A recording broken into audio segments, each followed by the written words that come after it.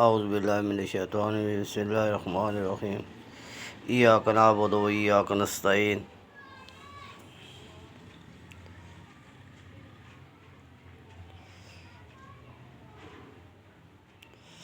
اللہم صلی علی محمد وعلی آل محمد کما صلیت علی ابراہیم وعلی آل ابراہیم انک حمید مجید اللہم بارک علی محمد وعلی آل محمد کما بارکت علی ابراہیم وعلی آل ابراہیم انک حمید مجید۔ السلام علیکم ورحمۃ اللہ وبرکاتہ۔ اے میرے عزیزو، اے میرے دوستو، اے میرے بھائیو، اے میری بہنوں، اے میرے بزرگوں، السلام علیکم ورحمۃ اللہ وبرکاتہ۔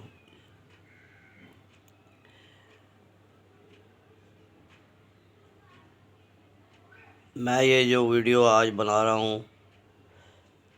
مجھے نہایت دکھ اور تکلیف سے یہ ویڈیو بنا رہا ہوں۔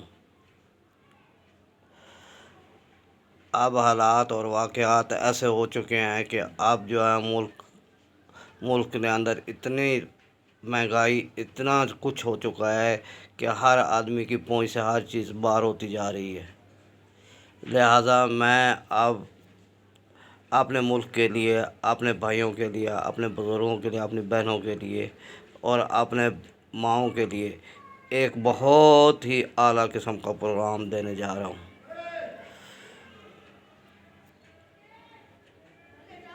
یہ نااہل حکومتیں جتنی بھی 76 سال میں آ چکی ہیں، کسی ایک نے بھی ایسا کوئی پروگرام پیش نہیں کیا ہوگا جو اب میں پیش کرنے جا رہا ہوں۔ میرے بھائیوں، میرے دوستوں، میں یہ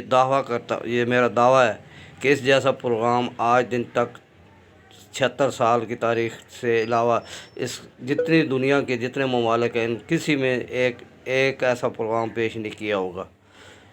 اپنے ملک کے لیے، اور نہ کبھی کسی کی سوچ گئی ہوگی۔ میں تقریباً 8 خرب ڈالر تقریباً آج میں اس کا پیش کرنے جا رہا ہوں۔ 8 خرب ڈالر ملک کے اندر بآسانی، بغیر کسی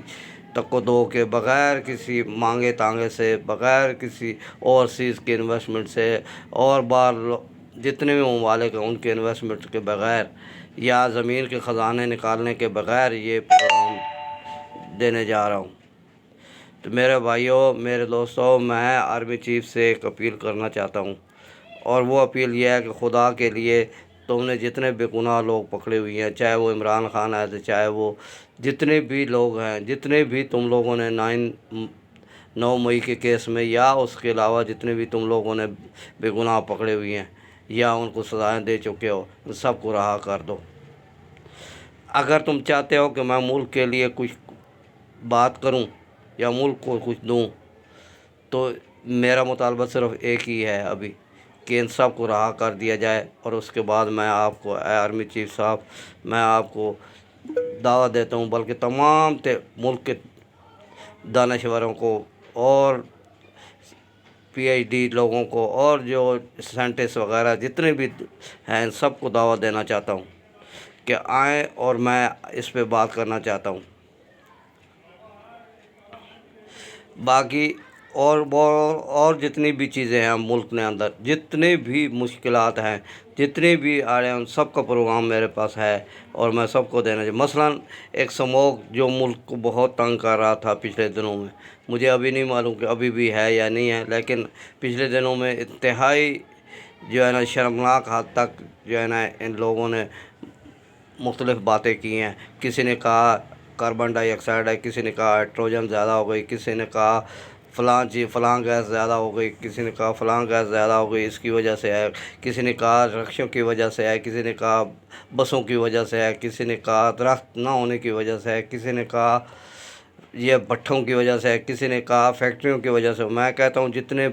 پنجاب کے اندر جتنی چیزیں سب دگنیاں کر دو، بھٹھے دگنے کر دو، فیکٹریاں دگنیاں کر دو، گاڑیاں دگنیاں کر دو، جتنے مرضی یا دنیا والی چیزیں چھوڑ دو، لیکن اس کو ختم کرنے کا جو آسان طریقہ ہے، بالکل آسان طریقہ ہے آرمی چیف صاحب، بہت آسان طریقہ ہے، جو میں ابھی آپ کو میں بتا سکتا ہوں، بالکل ڈائریکٹ میں بتا سکتا ہوں۔ مثل حقہ ہے یہ، مثل حقہ کے جیسے مثل حقہ ہے، اس طریقے سے کرو تو انشاءاللہ یہ سموگ نہیں ہوگا۔ زہریلا نہیں ہوگا، نہ اس کو نقصان دہ ہوگا۔ یہ مثل حقہ کا کرو، مثل حقہ آپ جانتے ہیں نا، جو حقہ پیتے تھے لوگ تو وہ کیسے پیتے تھے؟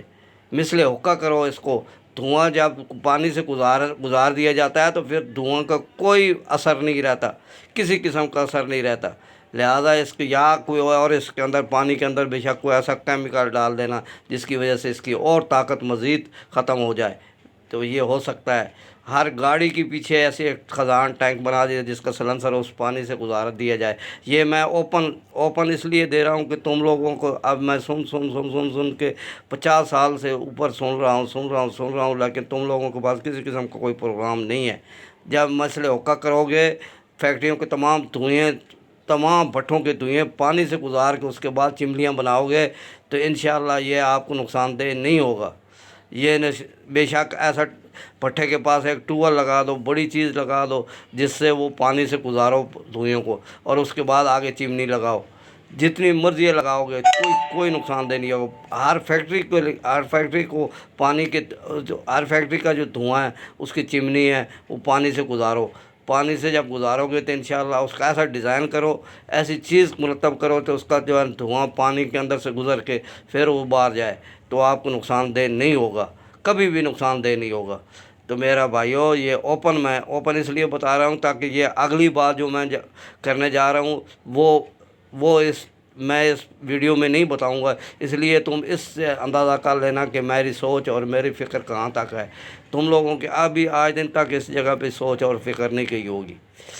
کسی نے کہا زگ زیگ بنا دو، کسی نے کہا فلاں کر دو، وہ کر دو، زگ زیگ سے ایسے ہو جائے گا، ویسے ہو جائے گا، اور زگ زیگ وغیرہ کی ضرورت نہیں ہے، صرف پانی سے گزارو۔ بھٹے کی چمنی کو پانی سے گزارو،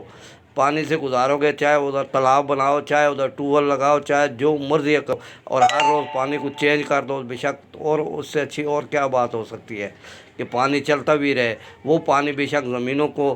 سیراب کرنے کے لیے چھوڑ دو، تو میں کہتا ہوں کوئی مسئلہ ہی نہیں ہے، بالکل کسی قسم کا کوئی مسئلہ نہیں ہوگا۔ آپ عقل سے کام لیں، عقل جب نہیں ہے تو عقل تو تمہارا ہو سکتا ہے، تمہارے دماغ تو ہو، لیکن شعور نہیں ہے۔ شعور اللہ کی طرف سے آتا ہے۔ یہ ضروری نہیں ہے کہ شعور جو ہے نا، کوئی شعور بار بانٹ بھی نہیں رہا، شعور کوئی بار بک بھی نہیں رہا کہ تم خرید سکو اور شعور استعمال کر سکو۔ میرا بھائیو، شعور اللہ کی دین ہے، جیسے حضرت سلیمان علیہ السلام کو اللہ تعالیٰ نے عطا کیا تھا۔ حضرت لقمان علیہ السلام